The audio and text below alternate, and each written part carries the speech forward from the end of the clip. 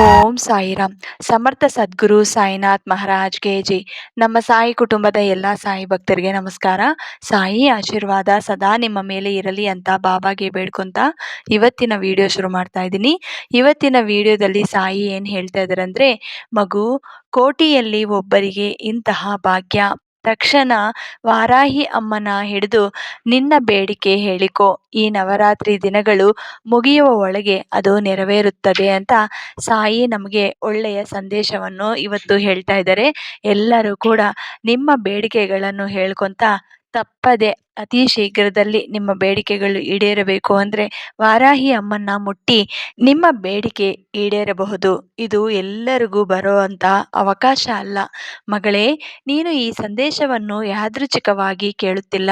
ಇಂದು ಸಾವಿರಾರು ಜನರ ಮಧ್ಯೆ ಈ ಮಾತು ನಿನ್ನ ಕಿವಿಗೆ ಬಿದ್ದಿದ್ರೆ ಅದಕ್ಕೂ ಒಂದು ಕಾರಣ ಇದೆ. ನೀನು ಹೊರಗೆ ನಗುತ್ತಿದ್ದೀಯ, ಆದರೆ ಒಳಗೆ ಯಾರಿಗೂ ಹೇಳದ ಒಂದು ನೋವನ್ನು ಹೊತ್ತು ಬದುಕುತ್ತಿದ್ದೀಯ. ಎಷ್ಟು ಬಾರಿ ನೀನು ನಿನ್ನನ್ನು ಕೇಳಿಕೊಂಡಿದ್ದೀಯೇ, ನನ್ನ ಜೀವನ ಯಾವಾಗ ಬದಲಾಗುತ್ತದೆ? ದೇವರು ನನ್ನ ಪ್ರಾರ್ಥನೆ ಕೇಳ್ಕೊಂತ ಇದ್ದಾರಾ? ಮಗಳೇ, ನಿನ್ನ ಕಣ್ಣೀರಿನ ಲೆಕ್ಕ ನನಗೆ ಗೊತ್ತಿದೆ. ಆದರೆ ಒಂದು ವಿಷಯ ನೆನಪಿಟ್ಟುಕೋ, ನಾನು ನಿನ್ನ ಜೀವನದಲ್ಲಿ ಅದ್ಭುತ ಮಾಡುವ ಮೊದಲು ನಿನ್ನ ಭಯವನ್ನು ಹೊರಗೆ ತೆಗೆದುಹಾಕುತ್ತೀನಿ. ಭಯ ಇರುವ ಹೃದಯದಲ್ಲಿ ಆಶೀರ್ವಾದ ನೆಲೆಯಾಗೋದಿಲ್ಲ. ಆದ್ದರಿಂದಲೇ ಕೆಲವು ದಿನಗಳಿಂದ ನಿನ್ನ ಜೀವನದಲ್ಲಿ ಮೌನ ಹೆಚ್ಚಾಗಿದೆ. ಕೆಲವರು ದೂರವಾಗಿದ್ದಾರೆ, ಕೆಲವು ಬಾಗಿಲುಗಳು ಮುಚ್ಚಿವೆ. ನೀನು ಅದನ್ನು ದುರದೃಷ್ಟವೆಂದುಕೊಂಡೆ, ಆದರೆ ನಾನು ಅದನ್ನು ರಕ್ಷಣೆಗಾಗಿ ಮಾಡಿದ್ದೇನೆ. ನೀನು ಕಳೆದುಕೊಂಡ ಪ್ರತಿಯೊಂದು ವಸ್ತುವು ನಿನಗೆ ನಷ್ಟವಲ್ಲ. ಕೆಲವು ನಷ್ಟಗಳು ಮುಂದಿನ ದೊಡ್ಡ ಆಶೀರ್ವಾದಕ್ಕೆ ದಾರಿ ಮಾಡಿಕೊಡ್ತೀನಿ. ಇಂದು ನೀನು ಒಂದು ಕೆಲಸ ಮಾಡು. ಒಂದು ಕ್ಷಣ ಕಣ್ಣು ಮುಚ್ಚಿ ನಿನ್ನ ಭಯವನ್ನು ನನ್ನ ಪಾದಗಳ ಬಳಿ ಇಡು. ನಿನ್ನ ಆತುರವನ್ನು ನನ್ನ ಕೈಗೆ ಕೊಡು. ನಿನ್ನ ನಂಬಿಕೆಯನ್ನು ಮಾತ್ರ ಹಿಂದಕ್ಕೆ ತೆಗೆದುಕೊಳ್ಳಬೇಡ.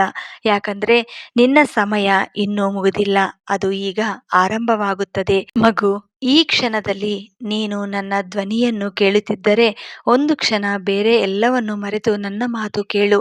ನಾನು ನಿನ್ನಿಂದ ದೊಡ್ಡ ಪೂಜೆ ಕೇಳೋದಿಲ್ಲ, ದೊಡ್ಡ ಕಾಣಿಕೆ ಕೇಳೋದಿಲ್ಲ. ನಿನ್ನಿಂದ ನಾನು ಕೇಳೋದು ಒಂದೇ ಒಂದು ವಿಷಯ. ನಿನ್ನ ಹೃದಯದಲ್ಲಿರುವ ಭಯವನ್ನು ನನಗೆ ಕೊಡು. ನೀನು ಹಲವಾರು ದಿನಗಳಿಂದ ಒಂದು ವಿಷಯಕ್ಕಾಗಿ ಕಾಯುತ್ತಿದ್ದೀಯ. ಒಂದು ಶುಭ ಸುದ್ದಿ, ಒಂದು ಕೆಲಸ, ಒಂದು ಆರೋಗ್ಯದ ವಾರದಿ, ಒಂದು ಕುಟುಂಬದ ಸಮಸ್ಯೆಗೆ ಪರಿಹಾರ. ಯಾವುದೇ ಆಗಿರಲಿ, ನೀನು ಪ್ರತಿದಿನ ನನ್ನನ್ನು ಕೇಳುತ್ತಿದ್ದೀಯಾ, ಬಾಬಾ ಇನ್ನೆಷ್ಟು ದಿನ? ಮಗಳೇ, ಉತ್ತರ ಬರದೇ ಇದೆ ಎಂದು ನಾನು ಮೌನವಾಗಿದ್ದೇನೆ ಎಂದುಕೊಳ್ಳಬೇಡ. ಕೆಲವೊಮ್ಮೆ ನಾನು ಉತ್ತರ ಕೊಡದೆ ಇರೋದೇ ನಿನಗೆ ಕೊಡುವ ದೊಡ್ಡ ಉತ್ತರ. ಯಾಕಂದ್ರೆ ಇನ್ನೂ ಸಮಯ ಬಂದಿಲ್ಲ. ಬಲವಂತವಾಗಿ ಅರಳಿಸಿದ ಹೂವು ಹೆಚ್ಚು ದಿನ ಉಳಿಯೋದಿಲ್ಲ. ಸರಿಯಾದ ಸಮಯದಲ್ಲಿ ಅರಳಿದ ಹೂವಿನ ಸುವಾಸನೆ ಮಾತ್ರ ಎಲ್ಲೆಡೆ ಹರಡುತ್ತದೆ. ಹಾಗೆಯೇ ನಿನ್ನ ಜೀವನದಲ್ಲೂ ಕೆಲವು ಘಟನೆಗಳು ತಡವಾಗುತ್ತಿರೋದು ಶಿಕ್ಷೆಯಲ್ಲ, ಅದು ಸಿದ್ಧತೆ. ಇಂದು ಒಂದು ಮಾತು ನೆನಪಿಟ್ಟುಕೋ, ನಿನ್ನ ದಾರಿಯಲ್ಲಿ ಮುಚ್ಚಿದ ಪ್ರತಿಯೊಂದು ಬಾಗಿಲನ್ನು ಶಾಪ ಅಂದುಕೊಳ್ಳಬೇಡಿ. ಕೆಲವು ಬಾಗಿಲುಗಳನ್ನು ನಾನು ಮುಚ್ಚಿದ್ದೇನೆ, ಯಾಕಂದರೆ ಅದರ ಹಿಂದೆ ನಿನಗೆ ನೋವು ಕಾಯುತ್ತಿತ್ತು. ನೀನು ಇಂದು ಕಳೆದುಕೊಂಡ ಅವಕಾಶಕ್ಕಾಗಿ ಅಳುತ್ತಿದ್ದೀಯ, ಆದರೆ ನಾನು ನೋಡಿದ್ದು ಆ ಅವಕಾಶದ ಹಿಂದೆ ಅಡಗಿದ್ದ ಅಪಾಯ. ಅದರಿಂದಲೇ ಅದನ್ನು ನಿನ್ನಿಂದ ದೂರ ಮಾಡಿದೆ. ಒಂದು ದಿನ ನೀನೇ ಹೇಳುವೆ, ಬಾಬಾ, ಆ ದಿನ ಅದು ಸಿಗದಿದ್ದದು ನನ್ನ ಭಾಗ್ಯವಾಗಿತ್ತು. ಮಗಳೇ, ಇಂದು ರಾತ್ರಿ ಮಲಗುವೆ ಮೊದಲು ಒಂದು ದೀಪ ಹಚ್ಚು. ದೀಪ ಹಚ್ಚಲು ಸಾಧ್ಯವಾಗಿದ್ದರೆ ಪರವಾಗಿಲ್ಲ, ಆದರೆ ನಿನ್ನ ಮನಸ್ಸಿನಲ್ಲಿ ಒಂದು ಬೆಳಕು ಹಚ್ಚು. ಆ ಬೆಳಕಿನ ಹೆಸರು ನಂಬಿಕೆ. ಯಾಕಂದರೆ ನಂಬಿಕೆ ಇರುವ ಮನೆಯಲ್ಲಿ ನಾನು ಎಂದಿಗೂ ತಡವಾಗಿ ಬರೋದಿಲ್ಲ.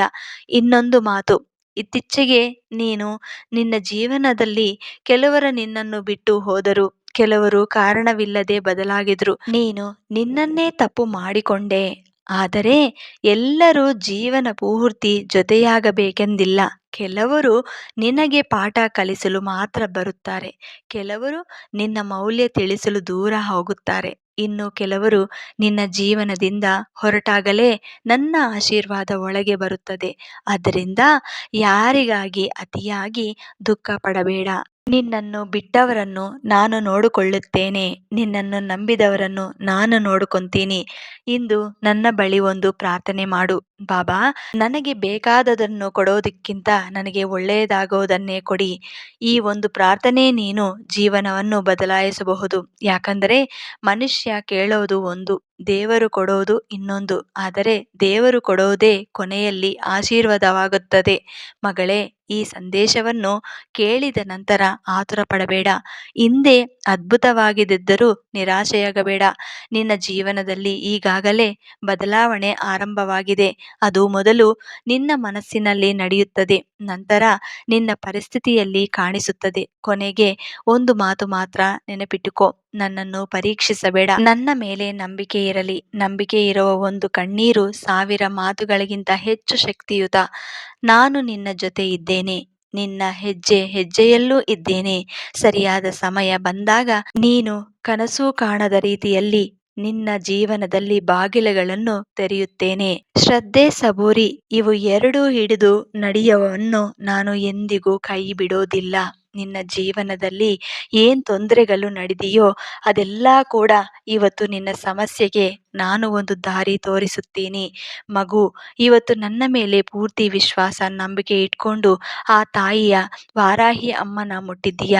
ನಿನ್ನ ಜೀವನದಲ್ಲಿ ಏನ್ ನಡಿಬೇಕು ಅಂತ ಅನ್ಕೊಳ್ತಾ ಇದೆಯೋ, ಏನ್ ಕೆಲಸಗಳು ಆಗಬೇಕು ಅನ್ಕೊಂಡಿದ್ಯೋ ಅದಾಗಬೇಕು ಅಂದ್ರೆ ಮೊದಲು ನಿಮ್ಮ ಬೇಡಿಕೆ ಹೇಳ್ಕೊಂತ ಆ ತಾಯಿಯ ಮುಂದೆ ದೀಪ ಹಚ್ಚಿ ಒಂದು ಮುಡುಪು ಕಟ್ಟುಕೋ. ಯಾಕಂದ್ರೆ ಈ ನವರಾತ್ರಿಗಳಲ್ಲಿ ಖಂಡಿತ ನಿನ್ನ ಜೀವನದಲ್ಲಿ ಬದಲಾವಣೆ ಕಾಣಿಸುತ್ತೆ. ಆ ತಾಯಿ ಮೇಲೆ ಪೂರ್ತಿ ವಿಶ್ವಾಸ ನಂಬಿಕೆ ಇಟ್ಕೊಂಡು ಮುಡುಪು ಕಟ್ಟಿ. ಆ ಮುಡುಪು ಯಾವ ತರ ಕಟ್ಟಬೇಕು ಅಂದ್ರೆ, ಈ ನವರಾತ್ರಿ ದಿನಗಳು 9 ದಿನ ಅಲ್ವಾ, ಇವತ್ತು 3ನೇ ದಿನ. 5 ದಿನಗಳು ನೀವು ಪೂಜೆ ಮಾಡಿಕೊಂಡು ಕಟ್ಕೋಬಹುದು, ಅಥವಾ 3 ದಿನಗಳು ಪೂಜೆ ಮಾಡ್ಕೊಂಡು ಕಟ್ಕೋಬಹುದು. ಯಾಕಂದ್ರೆ ಆಲ್ರೆಡಿ ಸ್ಟಾರ್ಟ್ ಆಗಿಬಿಟ್ಟಿದೆ ನವರಾತ್ರಿ ದಿನಗಳು. ಅದಕ್ಕೆ ಇವತ್ತು 3ನೇ ದಿನ ಅಲ್ವಾ, ನೀವು ಮುಡುಪು ಕಟ್ಕೋಬೇಕು ಅಂದ್ರೆ 5 ದಿವಸ ನಮಸ್ಕಾರ ಮಾಡಿಕೊಂಡು ಆ ತಾಯಿಗೆ ಮುಡುಪು ಕಟ್ಕೊಳ್ಳಿ. ಇಲ್ಲ ನಮ್ಮ ಕೈಯಲ್ಲಿ ಆಗಲ್ಲ ಅಂದ್ರೆ 3 ದಿನ ಕಟ್ಕೊಳ್ಳಿ. 3 ದಿನ ನಮಸ್ಕಾರ ಮಾಡ್ಕೊಂಡು ಕಟ್ಕೋಬಹುದು. ಇದು ಯಾವ ರೀತಿ ಕಟ್ಕೋಬೇಕು ಅಂದ್ರೆ, ಒಂದು ರೆಡ್ ಕಲರ್ ಕ್ಲಾತ್ ತಗೊಂಡು, ಒಂದು ಜಾಕೆಟ್ ಪೀಸ್ ಇರುತ್ತಲ್ವಾ ರೆಡ್ ಕಲರ್ದು, ಅದನ್ನು ತಗೊಂಡು ಆ ಕ್ಲಾತ್ಗೆ ಮೂಲೆ ಮೂಲೆಗೂ ಅರ್ಶಿನ ಕುಂಕುಮ ಹಚ್ಚಬೇಕು. ನಂತರ ನಿಮ್ಮ ಕೈಯಲ್ಲಿ ಎಷ್ಟಾಗುತ್ತೋ ಅಷ್ಟು ಚಿಲ್ಲರೆ ಅದರಲ್ಲಿ ಇಡಬೇಕು, ಅಂದ್ರೆ ಆ ಮುಡುಪಲ್ಲಿ ಇಡಬೇಕು. ನೀವು ನೋಟ್ ಇಟ್ಟರೂ ನಡೆಯುತ್ತೆ, ಯಾವುದಾದ್ರೂ ಇಟ್ಬೋದು. ಅದರಲ್ಲಿ ಲವಂಗ 1 ಏಳು ಮತ್ತೆ ಏಲಕ್ಕಿ 1 ಏಳು ಅದರಲ್ಲಿ ಹಾಕಿ ಆ ಮುಡುಪನ್ನು ನೀವು ಆ ತಾಯಿ ಮುಂದೆ ಕಟ್ಬಿಟ್ಟು ಇಡಬೇಕು. ಇಟ್ಟಿದ ನಂತರ ಈ 3 ದಿನಗಳು, ಈ 5 ದಿನಗಳು ನೀವು ಪೂಜೆ ಮಾಡ್ಕೊಳ್ಳಿ. ಇನ್ ಕೇಸ್ ನಿಮ್ಮ ಕೆಲಸ ಆಗಿಲ್ಲ, ನೀವು ಅನ್ಕೊಂಡಿರೋದು ನಿಮ್ಮ ಬೇಡಿಕೆ ಈಡೇರಿಲ್ಲ ಅಂದ್ರೆ ಅದು ಅಂದ್ರೆ ಆ ಮುಡುಪು ಲಾಂಗ್ ಲೈಫ್ ಇಟ್ಕೋಬೇಕು ಅನ್ಕೊಂಡ್ರೆ, ಈಗ ನಾನು ಏನು ಪದಾರ್ಥಗಳು ಹೇಳಿದ್ದೀನೋ ಅದನ್ನು ಮಾತ್ರ ಹಾಕಿ ಅದ್ರ ಒಳಗೆ ನೀವು ಮುಡುಪು ಕಟ್ಕೋಬೇಕು. ಇಲ್ಲ ಅಂದರೆ ನೀವು ಅದ್ರ ಜೊತೆಗೆ ಅಕ್ಕಿ ಕೂಡ ಹಾಕ್ಬೋದು. ಈ ಅಕ್ಕಿ ಅನ್ನೋದು ಕೆಲವೊಂದು ದಿನಗಳಿಗೆ ಮತ್ತೆ ಅದರಲ್ಲಿ ಹುಳ ಬಂದ್ಬಿಡುತ್ತೆ. ಅದಕ್ಕಾಗಿ ತುಂಬ ದಿನಗಳು ನೀವು ಪೂಜೆ ಮಾಡ್ಕೋಬೇಕು ಅಂದ್ಕೊಂಡ್ರೆ ಅಕ್ಕಿ ಹಾಕಬೇಡಿ, ಬರೀ ಅಷ್ಟು ಮಾತ್ರ ಹಾಕಿ. ಲವಂಗ, ಏಲಕ್ಕಿ, ಚಿಲ್ಲರೆ ಇಟ್ಬಿಟ್ಟು ನೀವು ಮುಡುಪು ಕಟ್ಬಿಟ್ಟು ಆ ದೇವ್ರ ಮುಂದೆ ಇಡಬೇಕು. ಈ ರೀತಿ ಮುಡುಪು ಕಟ್ಟಿದ ನಂತರ ಪ್ರತಿದಿನ ನೀವು ಆ ತಾಯಿಗೆ ಪೂಜೆ ಮಾಡಿಕೊಳ್ಳಿ. ಆ ತಾಯಿ ನಾಮವನ್ನು ಜಪಿಸಿ. ನಂತರ ನಿಮ್ಮ ಬೇಡಿಕೆ ಈಡೇರಿದ ನಂತರ ಆ ಮುಡುಪನ್ನು ತಗೊಂಡು ಹೋಗಿ ಆ ತಾಯಿಯ ಮಂದಿರದಲ್ಲಿ ಕೊಟ್ಬಿಟ್ಟು ಬರಬೇಕು. ಇಲ್ಲ ಅಂದರೆ ಲಕ್ಷ್ಮೀ ದೇವಸ್ಥಾನದಲ್ಲೂ ಕೂಡ ಕೊಡ್ಬೋದು. ಈ ನವರಾತ್ರಿ ದಿನಗಳಲ್ಲಿ ಇಷ್ಟು ಪ್ರಯತ್ನ ಮಾಡಿ ನೋಡಿ. ನಿಮ್ದೇನಾದರೂ ನಿಂತಿರೋ ಕೆಲಸಗಳಿದ್ರು, ಅಂದರೆ ಎಕ್ಸಾಂಪಲ್ ನೀವು ಮನೆ ಕಟ್ತಾ ಇರ್ತೀರಾ, ಆದರೆ ಅದು ಯಾವುದೋ ಒಂದು ಕಾರಣಕ್ಕೆ ನಿಂತಿರುತ್ತೆ. ಅಂಥದ್ದು ಕೆಲಸಗಳು ಮುಂದುವರಿಸಲಿಕ್ಕೆ ನೀವು ಈ ಪ್ರಯತ್ನವನ್ನು ಮಾಡಬಹುದು.